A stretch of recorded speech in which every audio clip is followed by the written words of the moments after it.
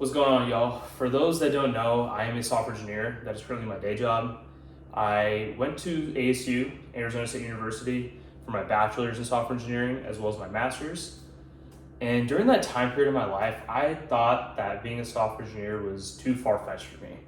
I really had bad imposter syndrome, because you're in classes. So I'm taking 5 or 6 classes in undergrad, and half those classes are at least software engineering related. So in each of those classes, you're learning new material and you're expected to apply it in an assignment 1 to 2 weeks after you learn that material. And if you're like myself, I had zero programming experience, and I mean like zero programming experience prior to college. So it was very challenging, right? Because I'm just learning all this new material with no idea what it's about and trying to apply it and trying to do well, right? So, anyways, like that kept happening on top of like trying to have somewhat of a social life, and you're young too, so you're not always as focused at that age on just like your studies, right? So it was just everything combined. And to be honest, I went to graduate school and wanted to do graduate school because when my senior year came around, I did not feel prepared or ready to be working full time.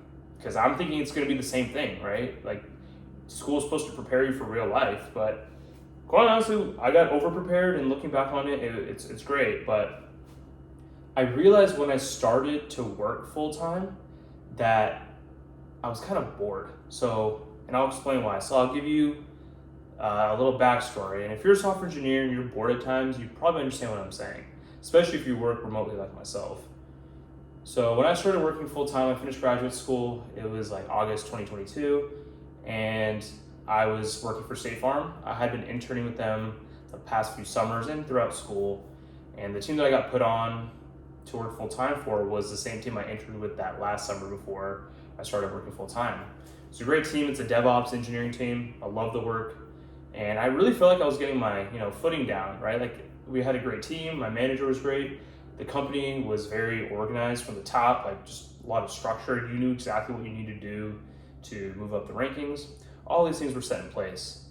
But then 5 months into me working full time, I'm just getting my feet wet. We get told that we're getting acquired by the company that I'm currently working for.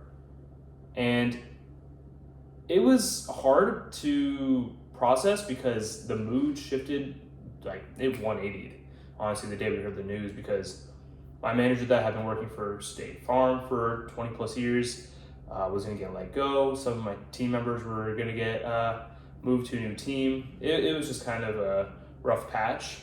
And once we transitioned to this company that I currently work for, we didn't know that there was going to be no development work. They just wanted us to, handle tickets that were coming in and just make sure they're resolved. But we have all the automation in place on my team, so all that was already taken care of. So basically, I had no work to do, right? And there was no structure from the top to tell like my manager that a new manager that came in for our team had no idea what was going on. He was never in the loop, so there was just no idea of what am I even doing on this team? Like I'm just here. But don't get me wrong though, like I'm getting paid pretty handsomely. I'm making like 6 figures, and it's nice, right? I'm still pretty new to working full time. I'm just coming off, grinding in school for the last 7 years and of college and grad school, and I'm like, dude, this is great. Like I don't have any responsibilities really. It's just me, myself, and I.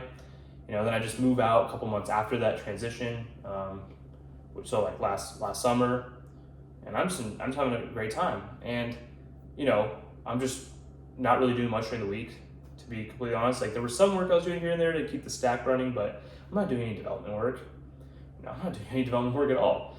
And as much as I had fun and I was going out with my friends a lot during the week, I'm just messing around, just working on my own schedule. And I started to feel at a certain point, the end of last year, that I was getting stagnant, right? Because I wasn't growing my skill sets. I felt like I was just in the same place. Like I had grown in other areas of my life, no doubt about it. I feel like I matured just as a man overall, but like career-wise, I was like, pretty stagnant. And that started to become more apparent as I noticed other software engineering friends and seeing and hearing the work that they were doing. And just seeing how much they had grown last year made me realize, like, man, I gotta set this up. Like, yeah, granted, I don't have any work on this team, but I gotta do something. And it was hard, so I talked to my manager, hey, is there any way I can get on a new team? And, eventually I'm on a new team now that has, needs software engineers, and work's been a lot better the last 3 months.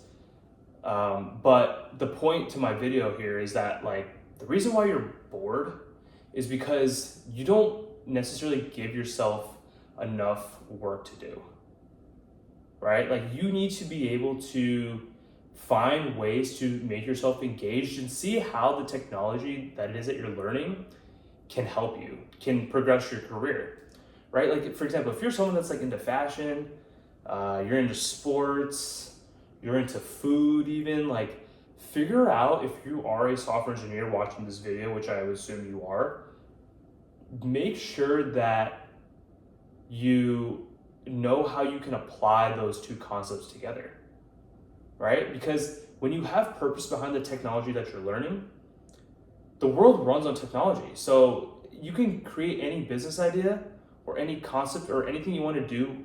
Everything starts with technology. Like, you need tech. So I think that's very important to realize, and make sure that the work that you're doing as well are transferable skills. Like, don't be learning some language don't be learning what's it called? I'm blanking, like COBOL. Obviously, wouldn't learn COBOL, but don't learn like certain programming languages that don't have a future for you, right? At least learn skills that can help you progress to another software engineering job that you may need, or try to see if the skills that you are learning on your team, you can start up your own business on the side with the technology that you learn. Because if you know technology, right, if you're a software engineer and you want to start, you have some passions and you want a business that you want to start, figure out how to bridge that gap. And then that way you can at least apply what it is that you're learning at school to your personal life and make software engineering and work more fun overall, because there's a purpose behind what it is that you're doing, right? When you have the purpose and the meaning behind the work that you're doing, then you're going to be more fulfilled and happy when you end your day every day, knowing that you're learning this for a reason. So I hope this helped you guys all out today. If you're a software engineer like myself, I think having this mindset recently, if I'm being honest, I had this mindset come up to me like 4 or 5 months ago, when I started realizing how I can utilize those skill sets that I'm learning at work to my business and what I want to do going forward. So comment below, and subscribe if you have not already.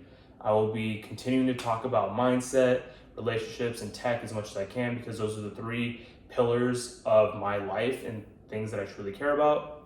This page is also about bulletproofing your mind to maximize what life has to offer you.